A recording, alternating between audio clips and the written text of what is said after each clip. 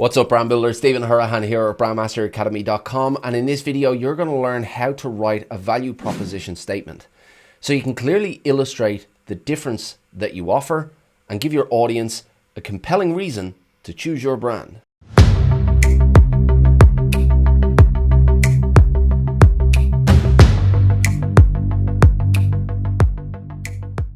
Now, if you're new to the channel and you want to build brands that go beyond the logo using strategy, psychology, and creative thinking, then you're in the right place. Hit that subscribe button and the notification bell. If you want to fast track your results, make sure you grab the Pro Brand Strategy Blueprint.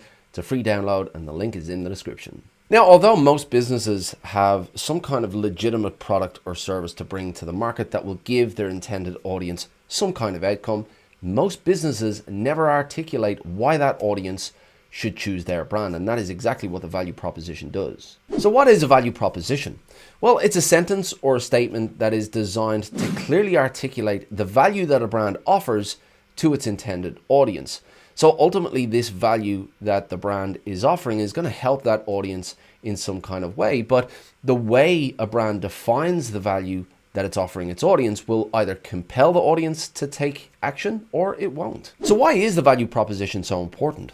Well, every business has either a product or a service that it's selling to its audience, but just because they have a product or service, it doesn't mean that the audience understands why they should buy that particular product or service.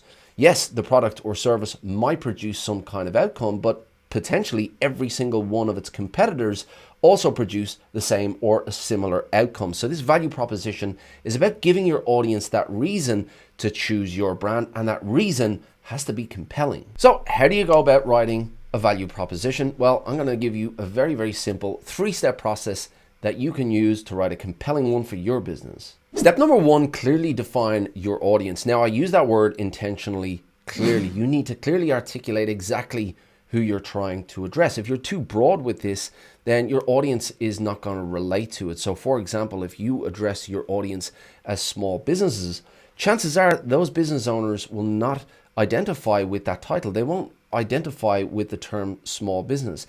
If on the other hand, you address your audience as health and well-being businesses, that audience will turn their heads. That audience will resonate and identify with that term, and they'll know that you are speaking directly to them. Step number 2, define what you do.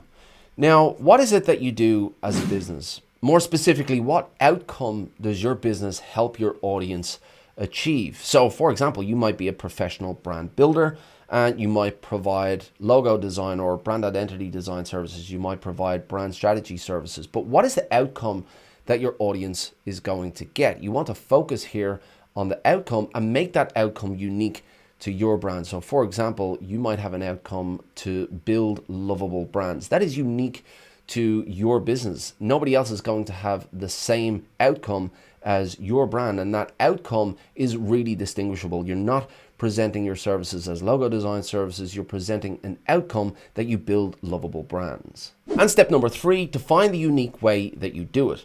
Now, step number 2 is all about what you do and focusing on that outcome that you're going to help your audience achieve. But step number 3 is about the unique way that you do it, and that focuses on how you are going to do it. What is that unique experience? So again, using the example before, if you're building lovable brands, the unique way that you might deliver those lovable brands is through humanized communication and engaging brand personality. So these are the unique ways that you deliver that lovable brand, and this adds into the reason that your audience would choose you over your competitors. So let's have a look at the value proposition template that we're going to use to take this information and put it into a statement.